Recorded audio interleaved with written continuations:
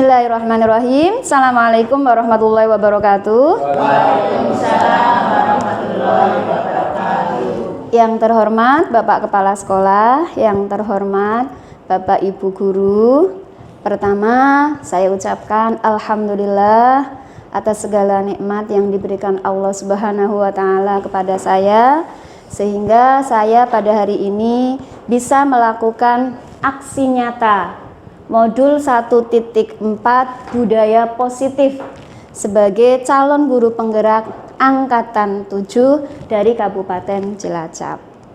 Terima kasih kepada Bapak Ibu Guru yang berkenan hadir untuk mengikuti acara diseminasi dari modul yang sudah saya pelajari selama mengikuti kegiatan calon guru penggerak. Alhamdulillah sampai dengan bulan Januari ini kami sudah hampir menyelesaikan satu modul yang terdiri dari 4 submodul. Modul 1.1, 1.2, 1.3, kemudian 1.4. Sebagai rangkaian di akhir kami diharapkan untuk melakukan aksi nyata modul 1.4 tentang budaya positif dengan melakukan diseminasi kepada Bapak Ibu Guru yang ada di sekolah. Saya sebelumnya minta maaf, saya yakin nanti pada saat saya melakukan diseminasi pasti banyak kekurangan, kemudian saya tidak mengajari, tetapi kita sharing belajar bersama, karena saya yakin Bapak Ibu banyak yang jauh lebih berpengalaman dari saya. Begitu ya Bapak Ibu? Itu karena waktunya terus berjalan, kita langsung mulai ke materi saja. Yang akan saya tampilkan nanti ada 4 modul. Modul 1.1, 1.2, 1.3, kemudian 1.4. Tapi tidak semua secara garis besar, saya hanya sekilas-sekilas saja. Modul 1.1 adalah tentang filosofi Ki Hajar Dewantara. Jadi modul 1.1 adalah filosofi Ki Hajar Dewantara. Saya yakin Bapak Ibu udah nggak asing ya, karena kita sudah belajar di PMM, di portal Merdeka Mengajar. Bahkan banyak yang sudah melakukan aksi nyata di modul 1.1, yaitu tentang filosofi Ki Hajar Dewantara. Dalam filosofi Ki Hajar Dewantara, yang pertama adalah kita akan belajar tentang tujuan pendidikan. Tujuan pendidikan menurut Ki Hajar Dewantara adalah, ini sudah hafal mungkin ya, menuntun segala kodrat yang ada pada anak agar mereka dapat mencapai keselamatan dan kebahagiaan yang setinggi-tingginya, baik sebagai manusia maupun sebagai anggota masyarakat. Jadi ini tujuan pendidikan menurut Ki Hajar Dewantara. Kemudian peran guru itu apa? Peran guru, pendidik hanya dapat menuntun. Jadi pendidik itu hanya dapat menuntun, tidak bisa menuntut anak untuk seperti kita. Tapi kita berperan hanya menuntun tumbuh hidupnya kekuatan kodrat yang ada pada anak. Ini ya filosofi Ki Hajar Dewantara. Berikutnya, dalam proses menuntun, anak diberi kebebasan, namun pendidik sebagai pamong dapat memberi tuntunan dan arahan agar anak-anak tidak kehilangan arah dan membahayakan dirinya. Kemudian, seorang pamong dapat memberikan tuntunan agar anak dapat menemukan kemerdekaannya dalam belajar. Ini yang menjadi alasan kemudian di Indonesia muncullah kurikulum merdeka. Jadi anak diberikan kemerdekaannya untuk mencapai tujuan pendidikan tadi. Berikutnya, ini salah satu yang sudah saya lakukan, yaitu proses menuntun dengan berkolaborasi dengan BK. Kebetulan saya mengajar anak kelas 11 IPS, BK-nya Bapak Eri. Ini jadi saya berkolaborasi dengan Pak Eri untuk mengumpulkan anak-anak yang mengalami kesulitan belajar. Berikutnya, 3 hal mendasar tentang filosofi Ki Hajar Dewantara. Yang pertama adalah pembelajaran yang berpusat pada murid atau siswa. Kalau dulu kita mengajar itu di dalam mindset kita, guru itu pusat pembelajaran. Tetapi dari pembelajaran filosofi Ki Hajar Dewantara, bahwa siswa adalah pusat dari pembelajaran yang kita lakukan. Jadi kita berikan kesempatan kepada siswa untuk sebagai pusat, jadi sebagai poros dalam pembelajaran. Berikutnya, dalam filosofi Ki Hajar Dewantara, yang kedua, ketika kita melakukan pembaharuan terhadap anak, terhadap murid, maka kita harus tetap berpegang teguh pada kodrat anak. Kodrat anak itu ada 2. Yang pertama kodrat alam, yang kedua kodrat zaman.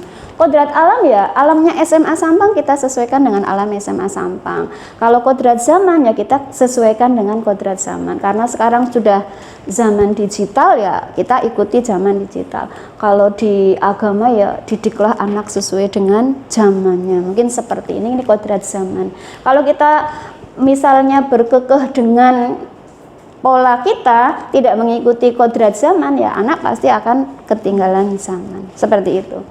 Next, berikutnya yang ketiga, dalam filosofi Ki Hajar Dewantara yang penting lagi adalah adanya trilogi pendidikan. Ini saya yakin Bapak Ibu sudah familiar, sangat familiar. Yang pertama, ing ngarso sung tulodo, atau di depan memberi contoh. Kita sebagai guru pendidik harus bisa memberi tauladan.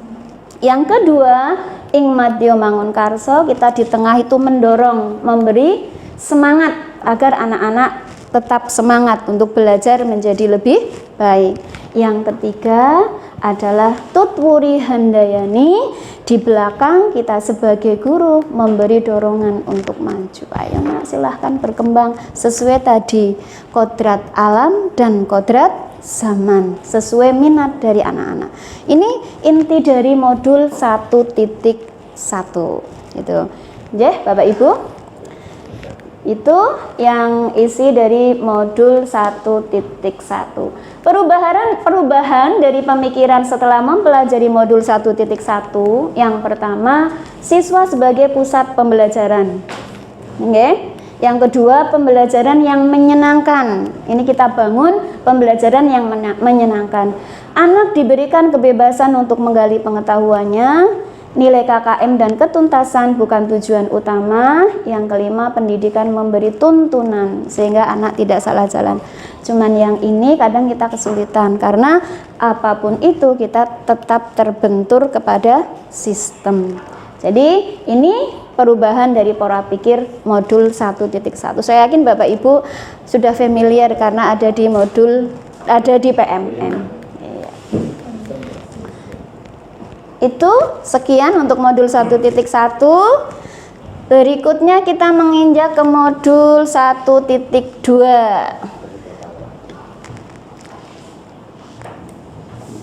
1.2. Untuk modul 1.2 adalah tentang nilai dan peran guru penggerak. Ya, nilai dan peran guru penggerak. Ini pengajar praktek saya, ini fasilitator saya, ini saya. Ya, modul 1.2 adalah tentang nilai guru penggerak. Apa saja nilai yang harus dimiliki oleh seorang guru penggerak? Yang pertama adalah berpihak pada murid. Yang kedua, mandiri. Yang ketiga, kolaboratif. Yang keempat, inovatif. Yang kelima, reflektif. Ini yang harus ada pada guru penggerak. Tapi kalau bayangan saya tidak harus guru penggerak. Kalau semua Bapak Ibu, saya membayangkan kalau di Indonesia semua Bapak Ibu gurunya memiliki nilai ini luar biasa, mungkin pendidikan di Indonesia akan sangat maju. Kita pelajari satu persatu. Yang pertama, apa yang dimaksud dengan berpihak pada murid? Setiap keputusan yang saya ambil, intinya saya gunakan kekuatan saya untuk memaksimalkan pembelajaran, menyediakan suasana belajar dan proses pembelajaran yang positif dan berkualitas bagi murid saya. Ini kalau berpihak pada murid. Apa yang bisa dilakukan? Yang pertama, merancang pembelajaran yang berkualitas, menyenangkan. Misalnya ada kontrak belajar, ada ice breaking, kemudian diskusi dengan game. Iya, ice breaking ya biar tidak ngantuk, gitu ya. Iya. Terus yang kedua, membantu memberikan bimbingan kepada siswa yang mengalami kesulitan belajar. Ini berpihak pada murid. Misalnya ini. Yang ketiga, memberikan kebebasan kepada murid untuk menggali berbagai sumber melalui berbagai media. Jadi saya yakin Bapak Ibu pun pasti sudah melakukan. Silahkan anak bebas mengumpulkan tugas sesuai dengan, ada yang pakai Canva, ada yang pakai tulis tangan. Ini salah satu bagian dari berpihak pada murid. Berikutnya adalah memberikan kebebasan kepada anak membangun pengetahuannya. Kita menggunakan model diskusi dalam belajar. Berikutnya yang kedua adalah nilai mandiri. Mandiri adalah meningkatkan kompetensi tanpa menunggu dorongan dari orang lain. Ini mungkin yang agak susah karena harus dari hati ya Bapak Ibu. Misalnya mengikuti BIMTEK, seminar, ini salah satu nilai dari guru penggerak. Saya yakin di SMA Sampang sudah banyak juga. Dibuktikan dengan sertifikat, kemudian ikut aktif dalam komunitas MGMP atau sejenisnya. Ini mandiri. Berikutnya, yang ketiga, kolaboratif. Apa itu kolaboratif? Membangun kerjasama yang baik, baik dengan kepala sekolah, dengan rekan guru, atau dengan pihak yang lain. Misalnya membuat grup paguyuban kelas, kemudian berkolaborasi dengan Bank Indonesia, atau kalau di ekonomi kan ada OJK, ada BUMN, kemudian berikutnya sesama kami guru ekonomi membuat MGMPS seperti ini. Ini yang kolaboratif. Berikutnya setelah kolaboratif, inovatif. Seorang guru penggerak harus memiliki ini. Inovatif, menyesuaikan dengan perkembangan zaman. Kalau ini kita sedang berusaha ke sana, belajar. Karena usia saya sudah cukup di atas, harus luar biasa belajarnya. Jadi misalnya membuat video pembelajaran, kemudian membuat media pembelajaran, kemudian mengunggah aksi nyata melalui kanal YouTube, kemudian berikutnya memanfaatkan alam dan lingkungan. Ini inovatif. Berikutnya setelah inovatif, reflektif. Reflektif itu model mental yang senantiasa memaknai. Artinya saya berusaha untuk berubah menjadi lebih baik. Jadi menjadi positif, secara positif. Apa yang dilakukan? Saya yakin ini sudah dilakukan juga oleh Bapak Ibu guru, misalnya mengajak murid untuk menarik kesimpulan dan refleksi ketika di akhir pelajaran, kemudian menggunakan hasil supervisi. Kita sudah disupervisi oleh Bapak Kepala Sekolah. Ini berikutnya mengajak rekan sejawat untuk mengatasi, memberikan masukan. Saya mengajak Bu Hera dan Bu Dia di dalam kelas, kemudian di akhir semester meminta pendapat dan saran. Ini saya yakin Bapak Ibu sudah melakukan juga, minta feedback dari anak. Ini reflektif. Itu tentang nilai guru penggerak. Berikutnya peran guru penggerak. Peran guru penggerak sama ada 5. Menjadi pemimpin pembelajaran, menjadi coach bagi rekan guru, menggerakkan komunitas praktisi, mendorong kolaborasi, mewujudkan kepemimpinan murid. Sesuatu yang luar biasa kalau menurut saya. Harus betul-betul belajar dari awal. Nilainya saja sudah luar biasa, ditambah perannya. Kalau saya berpikir seandainya Indonesia tidak hanya untuk guru penggerak, tapi seluruh guru di Indonesia memiliki 5 nilai, 5 peran, saya yakin Indonesia akan sangat maju. Itu untuk modul 1.2 sudah selesai. Sekian dan terima kasih. Kita ice breaking dulu. Saya tayangkan YouTube saya. Iya.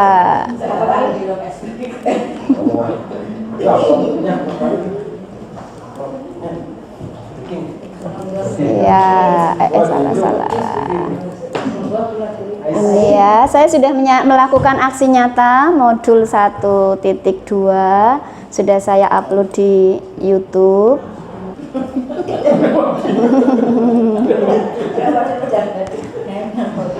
Berapa?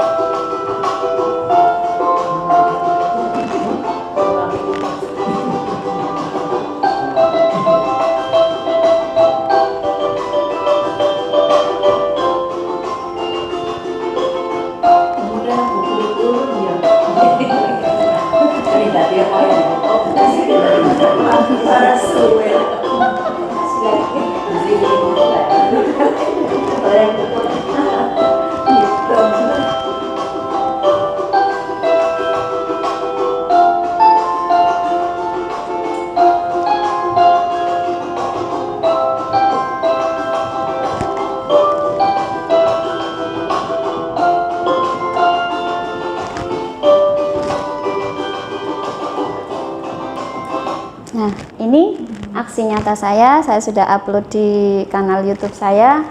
Kapan-kapan saya kirim di grup sekolah, minta subscribe gitu ya. Ini salah satunya pelaksanaan survei. Jadi ketika semester 1 berakhir kemarin, saya membuat lembar seperti ini. Jadi kemudian saya minta pendapat ke anak tentang kesulitan belajar apa yang dihadapi, kemudian bagaimana tanggapan terhadap cara mengajar saya. Bermacam-macam masukan ke saya, ada yang memuji saya, ada yang mengkritik saya. Tapi semua yang saya terima itu saya gunakan sebagai perbaikan pembelajaran, atau kalau dinilai guru penggerak tadi saya gunakan sebagai reflektif. Jadi kedepannya supaya saya lebih baik. Itu tentang modul 1.2 nilai dan peran guru penggerak. Banyak hambatan tentu saja Bapak Ibu.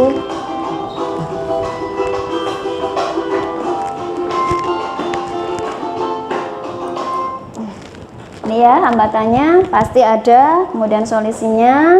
Salah satunya ketika diskusi itu banyak anak yang tidak aktif, makanya diskusinya dicampur dengan game supaya anak aktif. Kemudian saya yakin membuat pembelajaran yang menyenangkan membutuhkan waktu yang banyak, kita harus semangat dan sabar.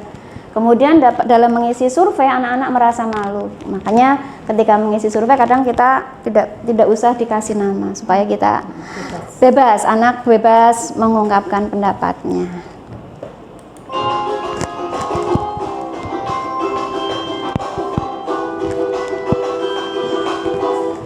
Oke, itu tentang modul 1.2. Kita ice break dulu ya. Bagaimana kalau kita membaca puisi? Ya.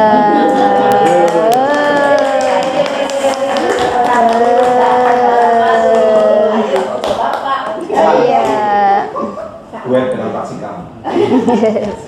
Ya, silahkan dibaca. Kita berantai nggak masalah, monggo. Ini kan banyak dibagi, boleh, monggo. Semuanya kebagian boleh. Iya. Betul. Iya.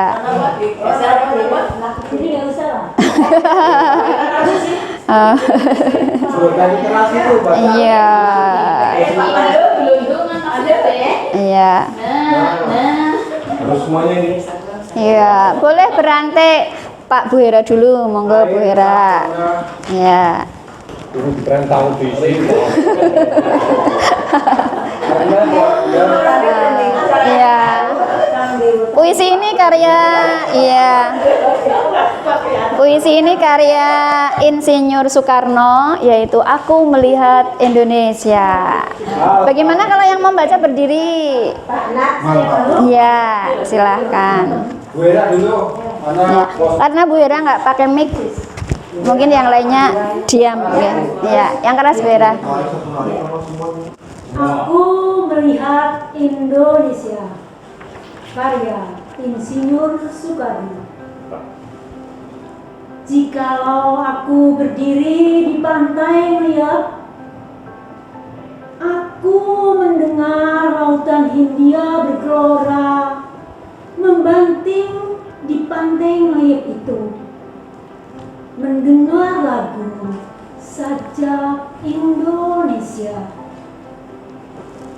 Jikalau aku melihat sawah-sawah yang menguning, menghijau, aku tidak melihat lagi batang-batang padi yang menguning, menghijau. Aku melihat Indonesia. Jikalau aku melihat gunung-gunung, Gunung Merapi, Gunung Semeru, Gunung Merbabu, Gunung Tangkuban Perahu, Gunung Ketebet, dan gunung-gunung yang lain, aku melihat Indonesia. Jikalau aku mendengarkan lagu-lagu yang merdu dari Batak, bukan lagi lagu Batak yang ku dengarkan, aku mendengarkan Indonesia. Jikalau aku mendengarkan pangkur palaran, bukan lagi pangkur palaran yang ku dengarkan, aku mendengar Indonesia. Jikalau aku mendengarkan lagu Olesia dari Maluku, bukan lagi aku mendengarkan lagu Olesio, aku mendengarkan Indonesia. Jikalau aku mendengarkan burung perkutut menyanyi di pohon hidup angin yang sepoi-sepoi, bukan lagi aku mendengarkan burung perkutut, aku mendengarkan Indonesia. Jikalau aku menghirup udara ini, aku tidak lagi menghirup udara, aku menghirup Indonesia.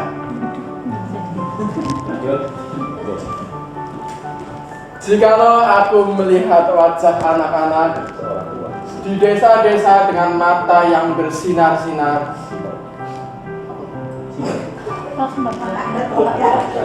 tak merdeka, pak merdeka, pak merdeka.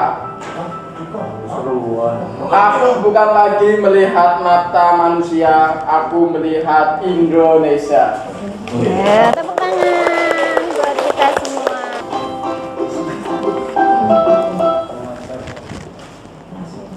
Berikutnya, modul yang ketiga adalah modul 1.3, yaitu tentang visi guru penggerak. Jadi sebelum kita masuk ke visi guru penggerak, tadi kita membaca, Bapak Ibu membaca Aku Melihat Indonesia. Itu kalau artinya itu begitu menggetarkan gitu ya puisinya, karena tidak lagi melihat gunung, tidak lagi melihat pantai, bahkan suara burung pun tidak terdengar. Suaranya adalah Indonesia. Itu. Jadi ketika kita mau masuk ke modul 1.3 tentang visi guru penggerak, itu di awalnya itu dibuat seperti itu. Iya, karena apa? Ketika Bapak Ibu guru, ketika saya sebagai calon guru penggerak membuat visi, itu visi yang saya buat itu harus bisa menggetarkan terutama hati saya. Menggetarkan untuk apa? Untuk mewujudkan visi yang saya buat. Jadi ketika mau membuat visi itu, saya harus merumuskan sebenarnya apa sih murid impian saya di masa depan, Kita buat gambaran murid saya, misalnya saya menginginkan murid yang satu beriman dan bertakwa, kita gambar. Kemudian kita dari gambar-gambar itu kita breakdown menjadi visi kita. Itu yang ketiga, modul 1.3 tentang visi guru penggerak. Kemudian karena saya sudah mempelajari modul 1.1, 1.2, kemudian saat kita mempelajari yang ketiga, visi guru penggerak, maka visi yang dibuat oleh seorang guru harus sejalan dengan filosofi Ki Hajar Dewantara. Tadi yang tujuannya apa? Tujuan pendidikan Bapak Ibu? Menuntun segala kodrat yang ada pada anak untuk mencapai apa? Keselamatan dan kebahagiaan yang setinggi-tingginya. Makanya muncul salam bahagia, ya. Kemudian dalam menyusun visi yang berpihak pada murid harus selaras dengan profil pelajar Pancasila. Ada berapa profilnya? 5 Pak? 6. 1. Beriman dan bertakwa kepada Tuhan Yang Maha Esa dan berakhlak mulia. 2. Berkebinekaan global. 3. Gotong royong. 4. Mandiri. 5. Kreatif. 6. Bernalar kritis. Maka visi yang kita buat itu harus selaras dengan itu. Kemudian untuk mewujudkan visi yang berpihak pada murid harus selaras dengan profil pelajar Pancasila, perlu ada pemimpin yang menggerakkan diri, menggerakkan rekan sejawat serta lingkungan masyarakat untuk mewujudkan sekolah yang berpihak pada murid. Maka diperlukan tadi peran guru penggerak dalam mewujudkan visi. Kalau saya memperluas, tidak hanya guru penggerak, tetapi peran dari semua guru untuk mewujudkan visi. Maka seorang guru penggerak perlu membuat visi yang berpihak pada murid, mampu mencerminkan nilai dan peran guru penggerak dalam mewujudkan profil pelajar Pancasila. Kemudian agar visi dapat terwujud diperlukan aksi nyata. Aksi nyatanya apa? Yaitu menggunakan pendekatan inquiry apresiatif atau pendekatan yang berbasis kekuatan. Menurut pendekatan ini, setiap orang itu memiliki inti positif. Jadi setiap orang itu tidak semuanya lemah, tapi setiap orang memiliki inti positif yang berbeda-beda. Kita satukan inti positifnya sehingga kita jabarkan untuk membentuk visi kita, mewujudkan visi kita. Kemudian pendekatan inquiry apresiatif dijabarkan dalam model Bagja.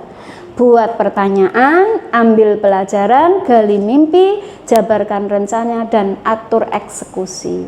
Ini sebelum melakukan tahapan Bagja, visi yang telah disusun diturunkan terlebih dahulu dalam prakarsa perubahan yang berbasis aset kekuatan.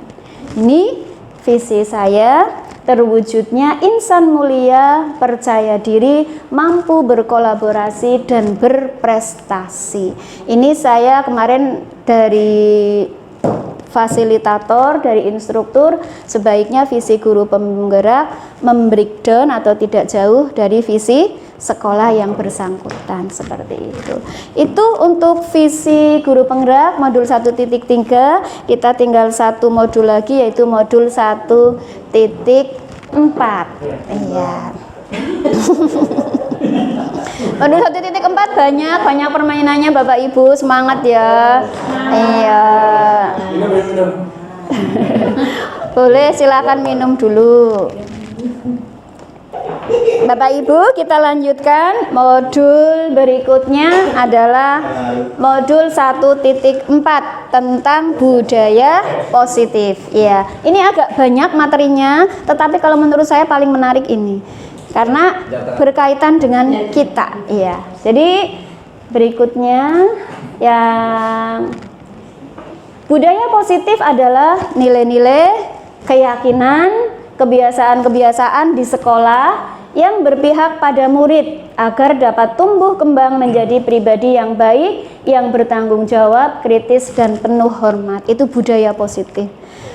Gambarannya, ketika satu sekolah budaya positif berjalan sangat baik, maka nanti akan muncul lingkungan yang aman, nyaman, anak merasa senang, tidak tertekan. Itu kenapa ada budaya positif. Iya. Nanti yang kita pelajari mulai dari disiplin positif, perubahan paradigma teori kontrol, teori motivasi, kebutuhan dasar manusia, hukuman dan konsekuensi, keyakinan kelas, kemudian posisi kontrol guru, yang berikutnya segitiga restitusi. Ini agak banyak ya Bapak Ibu. Berikutnya kita langsung saja. Kita masuk yang pertama. Ini foto saya. Yang pertama adalah disiplin. Ketika kita mengatakan disiplin, yang ada dalam benak kita pasti aturan, pasti hukuman, pasti kepatuhan. Itu ya. Disiplin berasal dari bahasa Latin disiplina. Ketika mendengar kata disiplin, ya pikiran kita pasti tadi ketidaknyamanan, bukan dengan apa yang kita hargai atau untuk mencapai tujuan. Maka ketika belajar budaya positif, ada yang disebut dengan disiplin positif. Apa itu disiplin positif? Duduk kecepatan. Disiplin positif adalah merupakan disiplin yang berasal dari dalam diri. Jadi bukan karena hukuman, bukan karena penghargaan, tapi munculnya dari dalam diri sendiri, gitu ya. Yang disebabkan karena rasa tanggung jawab yang muncul untuk melaksanakan tindakan sesuai hati nurani tanpa paksaan. Sulit nggak Bu? Amat sangat sulit, karena kebanyakan mungkin dari kita yang masih iya. Iya. Kemudian yang kedua, disiplin positif merupakan sesuatu yang diyakini kebenarannya yang menjadikan seseorang bangga. Ketika kita sudah disiplin positif, datang ke sekolah tidak terlambat, finjer tidak terlambat, disiplin positif dari diri bukan karena apapun, maka tadi akan menjadikan seseorang bangga dengan nilai-nilai yang mereka miliki dan mereka menghargai diri sendiri. Kemudian disiplin diri dapat menggali potensi mengarah ke arah tujuan mulia, yaitu sesuatu yang dihargai dan bermakna. Ini menurut Socrates dan Plato. Ini disiplin positif. Satu materi selesai. Berikutnya yaitu perubahan paradigma teori kontrol.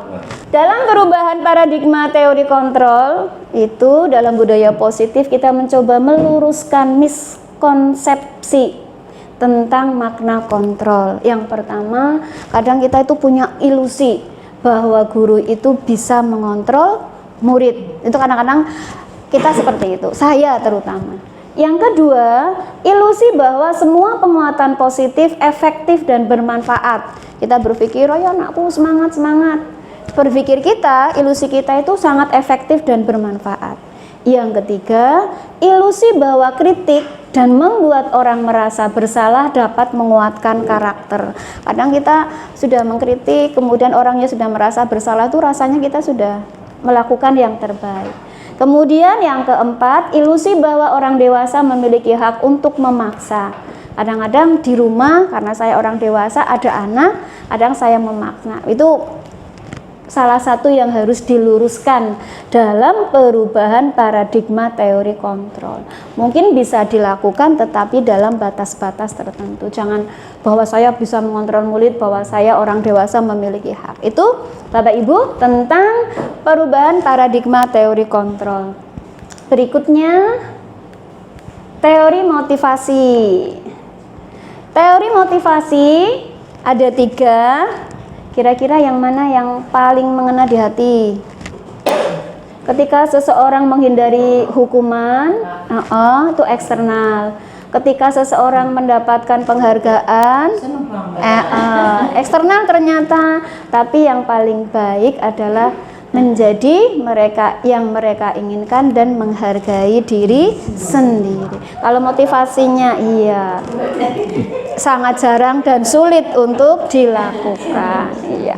Begitupun dengan anak, ketika anak sudah sampai di titik yang ini, berarti mereka sudah betul-betul baik. Tapi kalau mereka melakukan karena takut dihukum, mereka melakukan karena mendapatkan hadiah, iya, itu belum kuat, gitu kan. Jempol. Iya. Motivasi sok gimana? Nah, berikutnya kebutuhan dasar manusia. Ya. Salah satu budaya positif yang harus penuhi adalah kita harus memenuhi kebutuhan dasar manusia.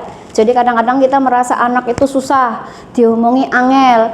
Kita harus introspeksi juga. Kira-kira kenapa sih anak itu susah sekali dibilangin? Salah satunya kita lihat kebutuhan. Apakah kebutuhan mereka sudah terpenuhi? Satu, kebutuhan bertahan hidup. Kira-kira kalau kebutuhan bertahan hidup napa nggih Bapak Ibu? Iya, biologis bareng. Bocah kok pendidikan bae, bocah kok ternyata anaknya lapar. Berarti kebutuhan ini belum terpenuhi. Kemudian kebutuhan kasih sayang atau rasa diterima. Banyak kita mengalami anak-anak seperti itu nggih. Anaknya diomongnya angel, ternyata berasal dari keluarga yang kurang baik. Kemudian kebutuhan penguasaan, pengakuan atas kemampuan. Kadang kalau anak tidak diberi kesempatan, itu mereka yang males-malesan. Tapi ketika satu saat kita beri kesempatan, mereka merasa ini loh aku, maka bisa saja mereka menjadi lebih baik. Ini kebutuhan penguasaan. Yang keempat, kebutuhan kebebasan, kebutuhan akan pilihan. Jadi mereka bisa memilih. Yang kelima, kebutuhan kesenangan, kebutuhan untuk merasa senang. Ini kebutuhan dasar.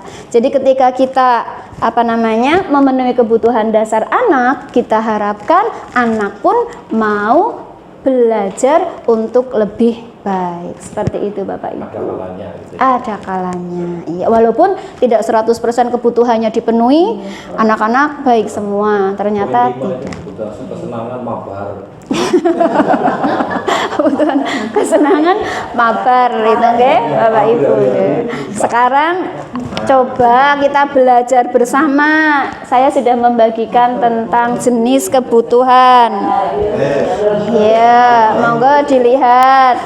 Yang warna biru. Ya, yang warna biru. Sudah di sini.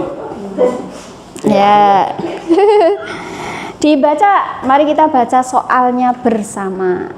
Ada yang mau membantu? Mbak Langit, Bu Langit mungkin? Nah. Ya, silakan. Soalnya dibaca. Sama jawaban. Tahun ini Dimas genap berusia 17 tahun. Ia senang sekali ketika ayahnya mulai mengajarkan cara menyetir mobil. Setiap akhir pekan ia berlatih menyetir. Ia terlihat senang sekali berarti sampai akhirnya ia bisa menyetir mobil dengan baik dan lancar. Ketika ibunya bertanya pada Dimas, apa yang membuat dia ingin bisa menyetir mobil? Ketika jawaban Dimas adalah seperti ini, kebutuhan apa yang ingin dia penuhi? Ya, yang pertama mungkin Bu Leni dibantu Bu Leni. Iya, ketika jawaban Mas Dimas, kan Dimas ditanya, kenapa sih kamu menyetir mobil? Terus jawaban Dimas yang pertama, aku merasa bangga dan keren. Kan ada 6 kebutuhan ya Bapak Ibu, bertahan hidup, kasih sayang, penguasaan, kebebasan. Nah, seperti itu. Kira-kira kebutuhan yang mana? Ketika aku merasa bangga dan keren yang mana? Iya, penguasaan. Gitu nggih. Yang kedua, ketika jawaban Mas Dimas, biar bisa jalan-jalan naik mobil sama teman-temanku. Ini sama teman-temanku poinnya nggih? Nggih. Berarti rame-rame.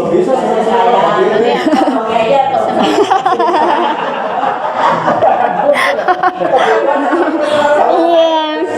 Teman-temannya itu nggak senang Pak. Iya. Kebutuhan kasih sayang itu ketika kita diterima oleh teman-teman kita. Iya, itu kasih sayang, rasa diterima. Oh ya. Yang ketiga, aku senang bisa pergi ke tempat-tempat yang aku suka. Kebebasan. Walaupun tulisannya senang tapi bukan kesenangan ya, tapi kebebasan. Yang baca siapa? Boleh ini kan? Lanjut, semangat banget, monggo boleh. Ya, yang keempat. Menyetir mobil itu seru, berarti termasuk Kesenangan. Ini ya. Sarung lagi bro. Nah, ini nggih, Bapak Ibu, ketika jawabannya aku merasa bangga dan keren, ini penguasaan. Bisa jalan-jalan naik mobil sama teman-teman, kasih sayang. Ini kebebasan dan seterusnya. Ini intinya saya ulangi. Oh, maaf, kesenangan harusnya. Salah ketik itu nggih. Iya, jadi ketika saya pribadi ketika di kelas kok bocah susah banget ya. Sebelum kita menyalahkan anak, saya harus introspeksi dulu. Iya, kira-kira bocah kenapa ya? Kita lihat, oh ternyata anak lapar, sehingga kebutuhan bertahan hidupnya nggak ada. Diulang kok lemes banget. Ya. Berarti boleh ya, boleh. Menarik kantin di sini makan. Karena kebutuhannya belum dipenuhi. Belum sarapan ya? Begitu Bapak Ibu, berarti materi kebutuhan manusia sudah. Berikutnya adalah hukuman dan konsekuensi. Hukuman adalah, kita yakin Bapak Ibu guru sudah understand lah ya, kalau hukuman pasti tidak terencana, satu arah itu biasanya hanya dari pihak guru ya, satu arah, kemudian dapat berupa hukuman fisik atau psikis. Sedangkan kalau konsekuensi itu terencana, sudah ditetapkan, dapat dibuat bersama antara guru dan murid, kemudian murid tetap dibuat tidak nyaman, kemudian diberikan berdasarkan satu data yang dapat diukur. Ini kalau hukuman, ini kalau konsekuensi. Kita lihat soalnya lagi Bapak Ibu. Ya, yang warnanya kuning. Ya, kita ya oranye. Jadi ya kalau hukuman ini, kalau konsekuensi ini. Silahkan ada yang mau membaca Pak Sikam. Ayo, gaskan. Ya. Yang nomor berapa? 1. Nomor 1 saja mesake. Ayo. Ya.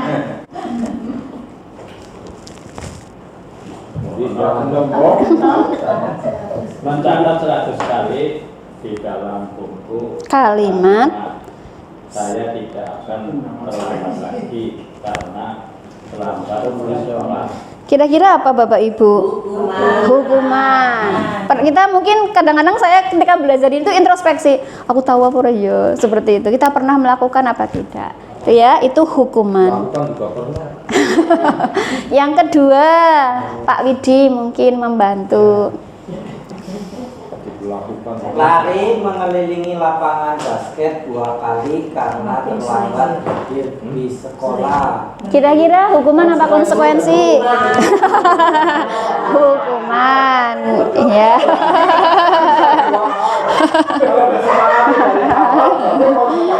Iya. Berarti kan hukuman sama aja lari kan. Terus yang ketiga, Pak Jeffrey.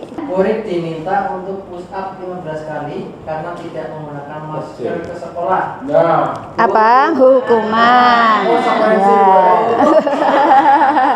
Terus berikutnya Mbak Bu Desti. Ya Bu Desti. Menggantikan kertas tugas teman yang telah dicoret-coret. Konsekuensi. Iya. Pak Pandu berikutnya. Bersihkan tumpahan air di meja tulis karena tersenggol pada saat belajar. Konsekuensi. Iya. Bu Umi Hanik mungkin. Murid disuruh untuk Ini mungkin melepaskan ya, untuk melepaskan sepatu. Bukan mengenakan ya. murid disuruh kok. Murid disuruh untuk melepaskan sepatu seharian di sekolah Karena tidak mengenakan sepatu hitam. hukuman. Kemudian yang terakhir Pak Gunawan. Lari mengelilingi lapangan bola. Basket. Bapak yang ngantuk dari mana? Lari mengelilingi lapangan basket 2 kali karena terlambat 10 menit untuk pelajaran pelajaran PJOK. dengan Bu Kawa ya? Iya. Apa ya? Sorry. Ini ya, ada. Iya, kadang ada ya. Iya, nanti ada saatnya, tenang aja. Iya.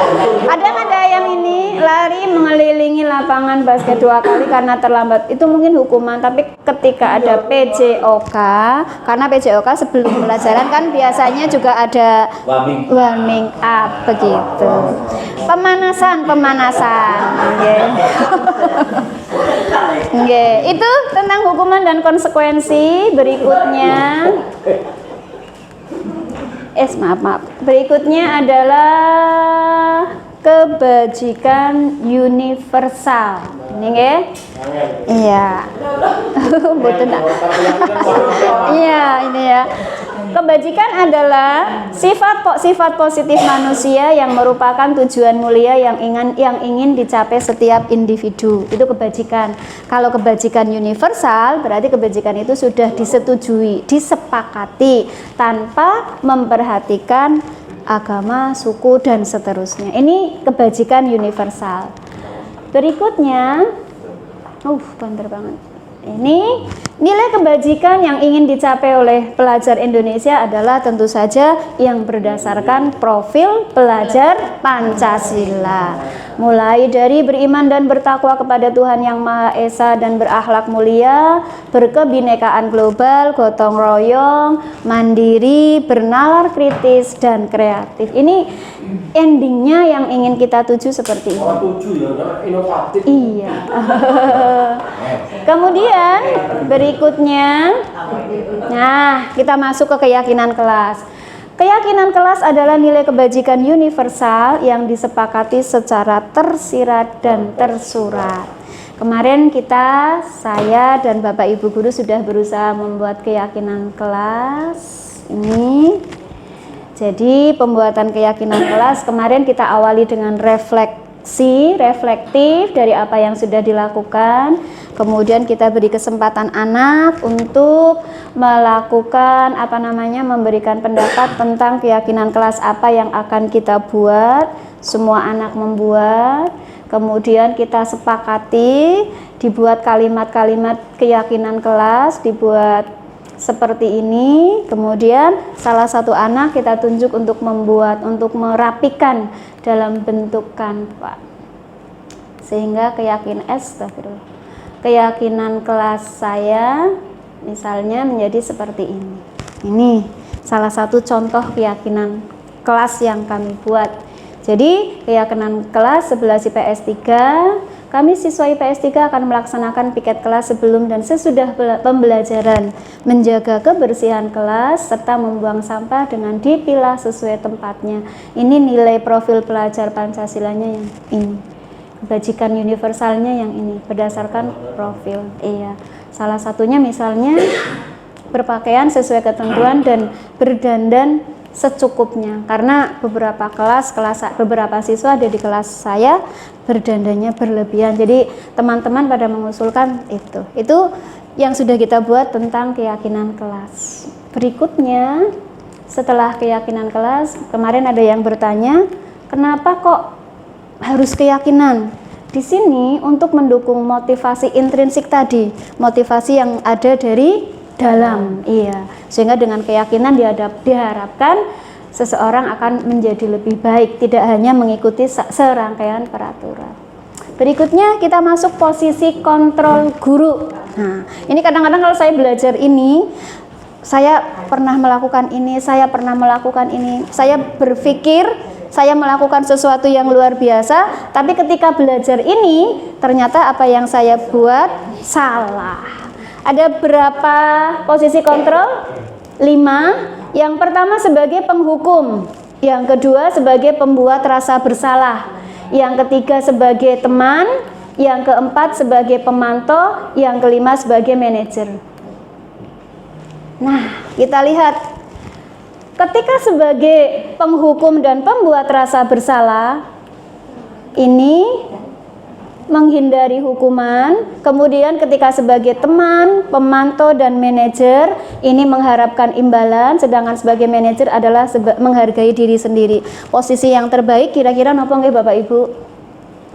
Manajer. Iya, posisi yang terbaik, tapi pasti iya luar biasa untuk sampai ke manajer. Kita lihat apakah kita pernah melakukan sebagai penghukum, pembuat rasa bersalah misalnya. Ketika guru berbuat menghardik, menunjuk-nunjuk, menyakiti, menyindir, ketika kalau sebagai pembuat rasa bersalah, berceramah, terus ketika teman membuatkan alasan-alasan untuk muridnya, ketika pemantau menghitung dan mengukur, ketika manajer mengajukan pertanyaan. Kalau kita mengatakan misalnya, kalau kamu tidak melakukannya, awas ya. Itu posisi kita sebagai apa? Penghukum. Terus kalau pembuat rasa bersalah, kamu seharusnya kan sudah tahu, ibu lelah sekali mengatakannya, ibu stres. Itu pembuat rasa bersalah. Kalau sebagai teman, ayolah lakukan demi ibu. Masa kamu tidak mau? Ingat tidak ibu pernah bantu kamu. Itu sebagai teman. Kalau sebagai pemantau, apa peraturannya? Kalau sebagai manajer, apa yang kita yakini, apa yang bisa kau kerjakan untuk memperbaiki masalah ini. Ini posisi kontrol guru. Yang mungkin kita harus hati-hati, yang pertama dan yang kedua. Karena imbasnya ketika sebagai penghukum, nanti dampak pada murid bisa mengurangi kesalahan. Kalau sebagai pembuat rasa bersalah, kadang-kadang merasa rendah diri. Kadang ini tidak harus diterapkan di sekolah, nggih Bapak Ibu, di rumah pun. Kadang kita ke anak, gimana sih Dek, kamu mama udah kayak gini, kamu. Nah itu saya pikir sesuatu yang baik, ternyata itu pembuat rasa bersalah, sehingga kadang ada muncul anak menjadi merasa rendah diri. Kalau ini kadang mengulangi kesalahan, bahkan kadang-kadang di sini biarkan saja, nanti juga marah-marah lagi. Kalau ini maafkan saya misalnya. Kalau hasilnya, kalau yang penghukum bisa memberontak, menyalahkan orang lain atau berbohong. Kemudian kalau merasa bersalah, menyembunyikan, menyangkal, berbohong. Ini yang kalau dalam jangka waktu lama yang pembuat merasa bersalah bisa frustasi karena selalu dia merasa bersalah seperti itu. Iya. Kalau teman ini tidak mandiri, kadang mungkin kita kalau karena kita SMA nggih Bapak Ibu, mungkin kita lebih baik di sini sebagai teman. Ternyata imbasnya pun anaknya menjadi lemah, tidak mandiri, tergantung, kadang tidak begitu menghargai kita. Iya, karena kita dianggap sebagai teman. Tapi saya yakin semua posisi kontrol ini itu mungkin ada kelebihan, ada kekurangannya, tergantung bagaimana kita melaksanakannya. Tapi posisi yang terbaik adalah posisi manajer. Mari Bapak Ibu, saya sendiri terutama, mari kita menjadi minimal pemantau atau manajer seperti itu. Sambil menunggu adzan, monggo dibaca soalnya. Posisi kontrol guru yang warna pink. Ya. Sudah. Monggo. Yang pertama jawabannya apa? Soalnya, iya, saya kecewa sekali dengan kamu. Berarti pembuat rasa bersalah. Mari kita belajar hati-hati mengatakan apa yang kita katakan. Kamu tidak pernah benar melakukannya. Penghukum. Ayolah lakukan demi ibu bapak, teman. Apakah kamu mau mendapatkan stiker bintang hari ini? Pemantau. Ini kan ya, kalau pemantau yang ini menghitung dan mengukur.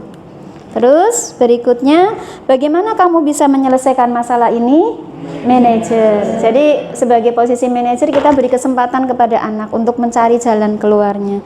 Kemudian kamu selalu yang paling terakhir. Iya, penghukum. Oke. Itu 5 posisi kontrol. Kita belajar dari sini. Kalau saya terutama, karena pasti banyak yang harus saya perbaiki. Iya. Selesai. Belum, sabar. Ini ya. Ini jawabannya.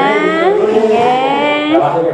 Yang terakhir adalah restitusi.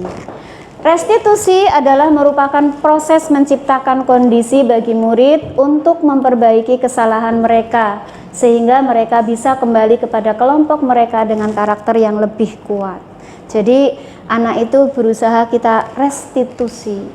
Merupakan proses kolaboratif yang mengajarkan murid untuk mencari solusi. Jadi kita nggak menyalahkan, tapi kita bantu anak untuk mencari solusi untuk masalah mereka dan membantu murid berpikir ingin jadi seperti apa mereka dan bagaimana mereka memperlakukan orang lain. Itu restitusi. Jadi ketika anak salah, kita tidak menyalahkan, seperti itu. Kemudian dalam restitusi itu kita praktekkan segitiga restitusi. Oke. Segitiga restitusi itu yang pertama menstabilkan identitas, yang kedua validitas kesalahan, yang ketiga menanyakan keyakinan. Kemudian ini segitiga restitusi. Nah, ini ada beberapa nggih, ada validasi kebutuhan, kalau tadi validitas kesalahan. Ini namanya, tadi kan restitusi proses anak nggih untuk kembali menjadi benar. Yang pertama ketika anak salah, itu kita bisa mengatakan seperti ini. Nggak apa-apa, setiap orang pernah melakukan kesalahan. Itu validitas, itu menstabilkan identitas. Kamu bukan satu-satunya yang pernah melakukan ini. Bu guru juga pernah, kadang-kadang seperti itu. Kemudian setelah itu validasi kebutuhan. Kamu tentu punya alasan mengapa melakukan itu. Terus, adakah cara yang lebih efektif untuk mendapatkan apa yang kamu butuhkan? Ini validasi kebutuhan. Kemudian yang terakhir, kita tanyakan keyakinan. Nilai-nilai apa yang telah kita sepakati, kamu ingin menjadi orang seperti apa? Ini segitiga restitusi. Jadi bukan menghukum, tetapi kita anak melakukan restitusi sehingga mereka tidak merasa disalahkan, tidak merasa pembuat rasa bersalah, tidak disalahkan. Harapannya seperti itu. Itu kemudian kalimatnya ini ketika menstabilkan identitas, berbuat salah itu hal yang manusiawi. Tidak ada manusia yang sempurna. Iya, makanya ketika nanti pada prakteknya kan tidak disamakan. Anak kan berdiferensiasi ya Bapak Ibu. Ketika yang sudah melakukan pol-polan di restitusi angel ya mungkin tadi bisa dengan hukuman seperti itu. Tapi kalau bisa ya lakukan hukuman yang positif. Ini kemudian validasi kebutuhan. Kemudian yang menanyakan keyakinan. Saya sudah melakukan praktek segitiga restitusi dengan anak. Kita tayangkan videonya.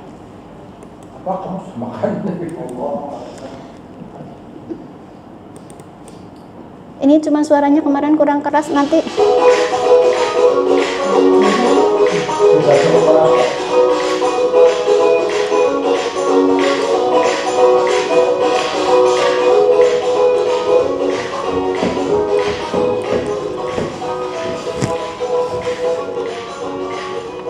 Penerapan segitiga restitusi.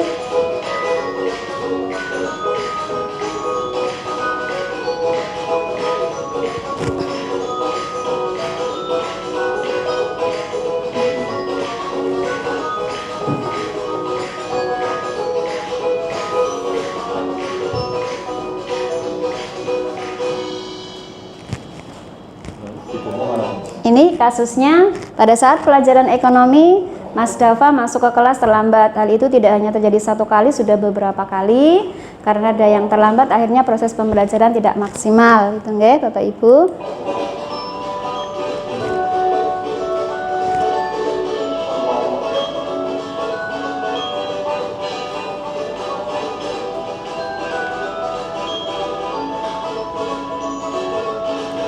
Nah, ini skenarionya. Misalnya di sini Bu guru ingin mendengar cerita kamu, coba kamu ceritakan kenapa terlambat. Kemudian, padahal teman yang lainnya enggak. Kemudian di sini Dava kan bilang, iya Bu, tadi malam saya bangun terlambat karena bermain Mobile Legend. Nah, kita beri stabilkan identitas anak. Walaupun anak salah, kita kuatkan dia. Oke, baiklah, semua orang pernah melakukan kesalahan. Bu Wiwi juga pernah melakukan, misalnya seperti itu. Terus kita validasi kebutuhan, validitas kesalahan. Bu guru paham kenapa kamu melakukan itu. Ya, hampir semua anak. Terus kita tanyakan keyakinan anak, seperti itu.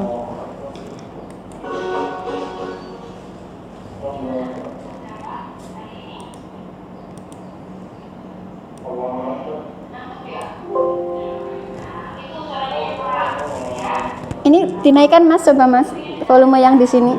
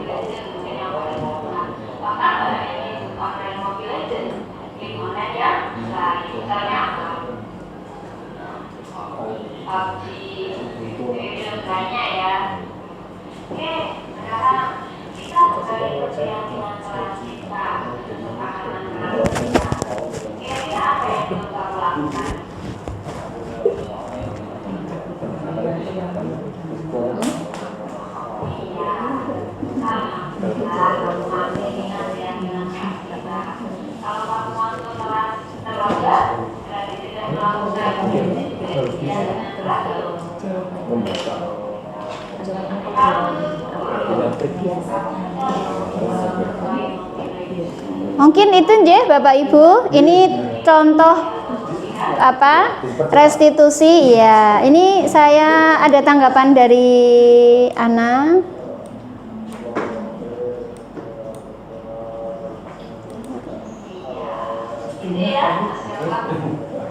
Karena panjang ini karena harus 2 kasus jadi Pak.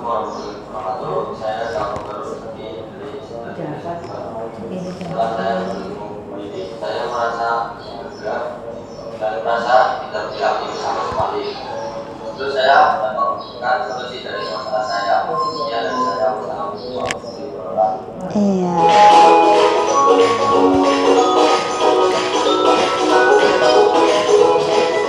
Ya, itu salah satu proses restitusi. Kita lanjut sedikit Bapak Ibu.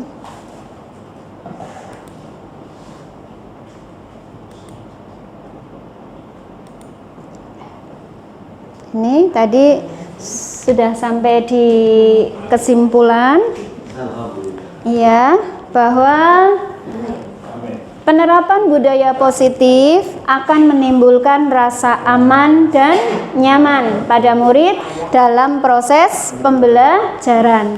Lingkungan yang aman dan nyaman akan memberikan kebebasan murid untuk proses belajar, melakukan kesalahan, belajar lagi, sehingga menyerap semua pelajaran dan menjadi pribadi yang mandiri dan bertanggung jawab. Mari Bapak Ibu, saya terutama berusaha mewujudkan budaya positif, terutama karena saya di kelas ya, di kelas saya. Iya. Demikian Bapak Ibu untuk modul 1.4. Nggih. Demikian Bapak Ibu, diseminasi dari saya yakin apa yang saya lakukan jauh dari sempurna, tapi saya terima kasih sekali atas sharingnya. Terima kasih Bapak Ibu Guru. Itu aksi nyata saya modul 1.4 tentang budaya positif. Wabillahi taufik wal hidayah. Wassalamualaikum warahmatullahi wabarakatuh. Terima kasih Bapak Ibu, sugeng kondur. Ya. Terima kasih. Alhamdulillah.